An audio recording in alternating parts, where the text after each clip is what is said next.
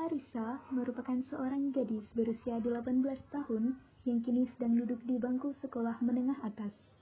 Ia hidup di Desa Sukajaya, Kecamatan Sukamakmur, Kabupaten Boja. Ia tinggal secara sederhana bersama dengan ayah, ibu, dan adiknya yang masih duduk di bangku TK. Sasa merupakan anak yang sangat menyayangi keluarganya walaupun hidupnya dipenuhi dengan serba kekurangan.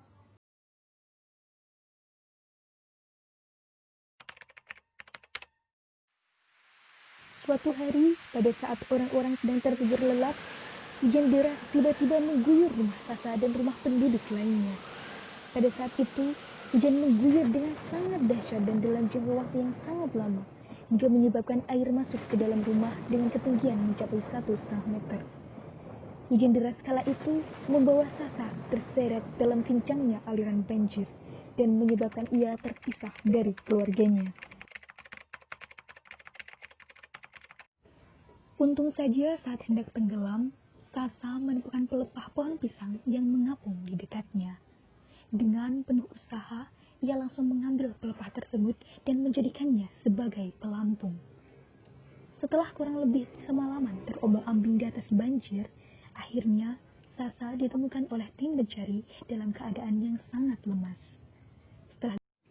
Setelah terbangun, Sasa langsung menangis histeris dan kebingungan mencari keluarganya. Saat itu, Bu Rahma, seorang kepala relawan di sana, memberitahu Sasa bahwa adiknya sudah tiada. Sedangkan ayah dan ibunya sedang dirawat di rumah sakit Kabupaten Boja.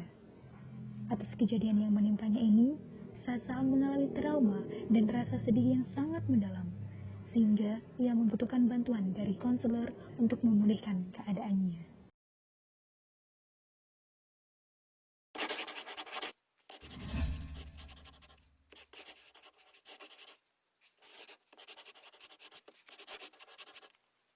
Assalamualaikum, selamat pagi.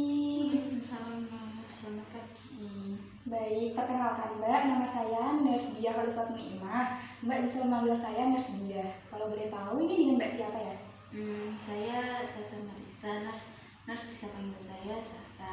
Oke, baik, Mbak Sasa ya berarti. Jadi sebelumnya saya merupakan perawat konselor yang ditugaskan oleh Mbak Rahma selaku ketua relawan posko bencana ini. Nah, beliau berkata Mbak Sasa ini sedang mengalami traumatis. Apakah benar demikian? Iya, Nurse. Oke, baik. Jadi pada kesempatan kali ini nanti saya akan melakukan konseling ya dengan Mbak Sasa kurang lebih selama 1 jam. Apakah Mbak Sasa setuju? Insya Allah setuju, Nurse, selama 1 jam ke depan. Baik, kalau begitu langsung kita lakukan untuk proses konselingnya ya Mbak ya. Nurse. Mungkin saya awal dengan nanyai kabar dari Mbak ya. Mbak Sasa bagaimana kabarnya? Saya sebenarnya baik-baik saja, Nurse. Tapi ya seperti yang Nurse lihat, saya merasa sangat lemas. Iya ya Mbak ya. Saya turut berduka ya Mbak atas kepergian dari adik Mbak ini. Memang wajar bagi kita saat kehilangan kita merasa bersedih. Tetapi lebih baik kalau Mbak tidak terlalu berlarut-larut dalam kesedihan Mbak. Mungkin bisa diceritakan perasaan Mbak terkait kehilangan ini seperti bagaimana lagi Mbak selain bersedih? Ada, Nurse. Saat ini saya merasa sangat kesal pada diri saya, Nurse. Saya kesal kenapa saya tidak bisa menyelamatkan adik saya. Andai saja saat itu saya tidak terpeleset di genangan air, saya bisa menyelamatkan adik saya, Nurse.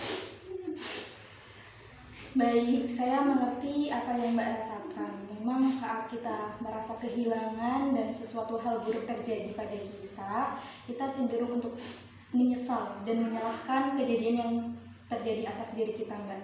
Tetapi hal itu bukanlah hal yang baik Mbak, karena semua ini itu aslinya sudah ada yang mengatur, sudah berdasarkan dengan ketetapan Allah, dan kita sebagai makhluknya hanya bisa menaati keputusan dari yang Maha Kuasa, seperti itu Mbak. Mungkin bisa dijelaskan lagi selain terdampak dari meninggalnya adik Mbak yang Mbak alami, dampak dari bencana ini apa ya Mbak? Ada lagi, Nurse. Saya merasa sangat khawatir kepada kedua orang tua saya. Saya sudah mendengar bahwa orang tua saya sudah ditemukan dan saat ini berada di rumah sakit, tapi saya tidak bisa bertemu dengan mereka, nurse. Saya khawatir bagaimana keadaan mereka. Saya ingin bertemu dengan mereka, tapi melihat keadaan saat ini, saya tahu saya tidak bisa bertemu dengan mereka.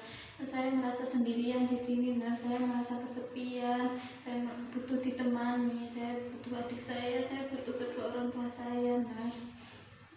Baik, saya memahami yang telah Mbak ceritakan. Memang rasanya berat sekali ya Mbak, tetapi kita seperti yang saya bilang tadi hanya bisa menerima takdir atas kuasa dari Allah Mbak. Lalu kalau boleh tahu, ada hal yang Mbak lakukan untuk kejadian ini Mbak? Dari kehilangan, kemudian dari tidak bisa bertemu dengan orang tua, mungkin bisa diceritakan Mbak? Saya merasa sangat kesepian, jadi saya di sini mencoba berkomunikasi dengan korban bencana yang lain. Sebenarnya saya juga sangat ingin melakukan hobi saya, yaitu memasak. Tapi saya berpikir lagi, dengan keadaan seperti ini, jika saya melakukan hobi saya, nanti malah merepotkan orang lain. Jadi ya seperti ini, saya merasa sangat kesepian, nurse. Iya, saya memahami apa yang Mbak rasakan ya, apalagi Mbak tidak bisa melakukan hobi, kemudian merasa kesepian. Saya akan berusaha semaksimal mungkin ya Mbak untuk dapat mengatasi masalah dari yang Mbak alami ini. Baik, nurse. Terima kasih. Selanjutnya, saya akan bertanya ya Mbak, apakah sebelumnya Mbak telah melakukan beberapa hal atau tindakan untuk menyelesaikan masalah Mbak ini? Sudah ada beberapa, nurse.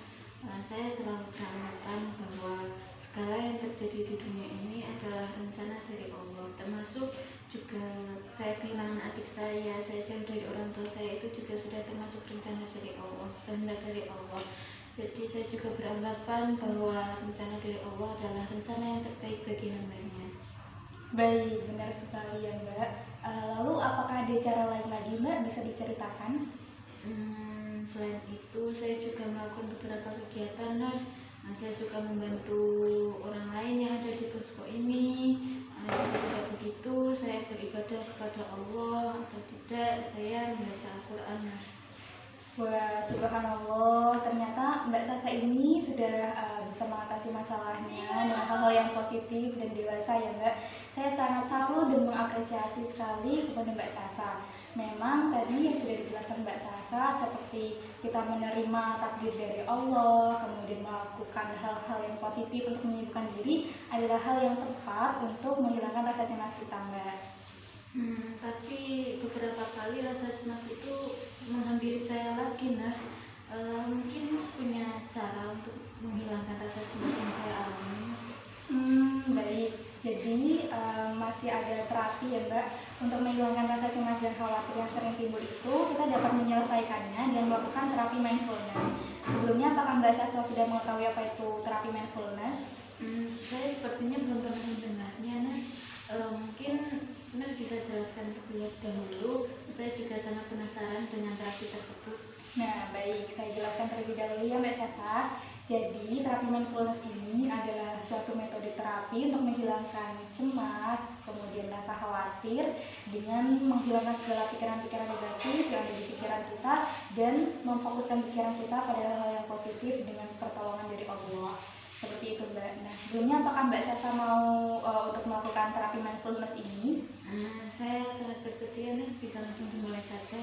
Baik, akan saya bimbing ya Mbak. Jadi pertama silakan Mbak Sasa untuk membuat posisi yang nyaman. Silakan seperti bagaimana duduknya yang nyaman. Nah, jika sudah nyaman, silakan untuk memejamkan mata. Rilekskan badan, rilekskan segala otot dan juga tulang-tulang yang tegang, segala masalah dirilekskan, rilekskan tubuh. Tarik nafas dalam melalui hidung, tahan sebentar, lalu keluarkan dari mulut. Baik sekali, lakukan sekali lagi Mbak, tarik nafas dari hidung, tahan sebentar, keluarkan dari mulut. Dan terakhir, tarik nafas dari hidung, tahan sebentar, keluarkan dari mulut. Nah, baik sekali Mbak. Untuk selanjutnya silahkan kosongkan pikiran-pikiran negatif yang ada dalam pikiran Mbak. Kosongkan segala rasa benci, segala masalah, cemas dan khawatir yang Mbak rasakan. Setelah itu, pikirkan hal-hal positif yang bisa membuat Mbak tenang, yang bisa membuat Mbak damai. Bayangkan Mbak sekarang sedang berada pada sebuah tempat yang nyaman, yang menenangkan, di mana di situ tidak ada orang dan hanya ada Mbak. Mbak merasa sangat senang. Mungkin Mbak bisa dengan memikirkan tempat seperti laut, pantai, ataupun di sungai. Jika sudah, silahkan tanamkan niat dalam hati untuk meminta pertolongan dari Allah untuk menghilangkan rasa cemas dan khawatir terkait masalah Mbak ini.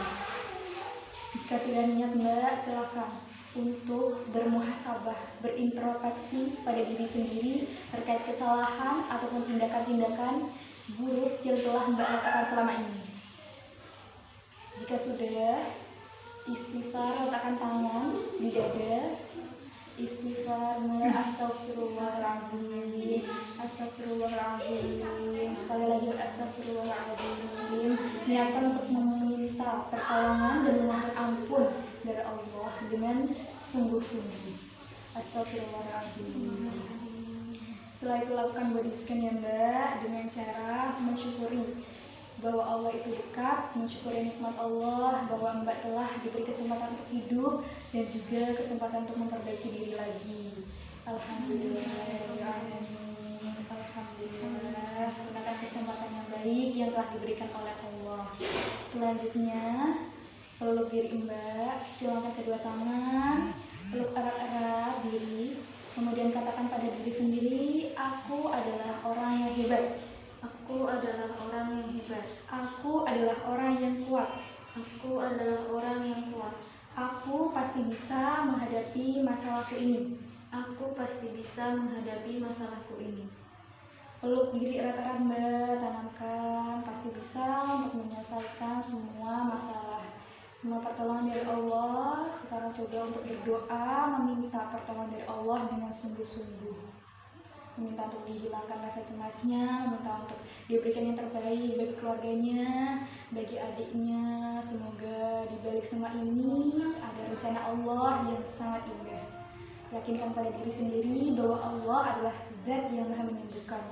Allah adalah Zat yang Maha Kuasa dan mengetahui segala yang terbaik bagi hambanya. Jika sudah, kembalikan tangan seperti posisi semula Mbak. Rilaskan badan kembali, rilaskan otot-otot yang masih tegang. Kemudian buka mata pelan-pelan. Dan alhamdulillah terapinya sudah selesai Mbak. Mungkin bisa dijelaskan bagaimana perasaan dari Mbak Sasa setelah melakukan terapi mindfulness ini? Alhamdulillah, saya merasa tenang saat ini. Saya mungkin bisa mengendalikan emosi saya untuk kedepannya, Nurse. Syukurlah, alhamdulillah kalau begitu. Senang mendengarnya ya Mbak Sasa. Memang semua pasien yang mengalami masalah, yang mengalami kendala masalah kesehatan memang dapat disembuhkan Mbak, kalau misalnya kita memiliki keinginan dan niat yang kuat untuk sembuh, seperti itu.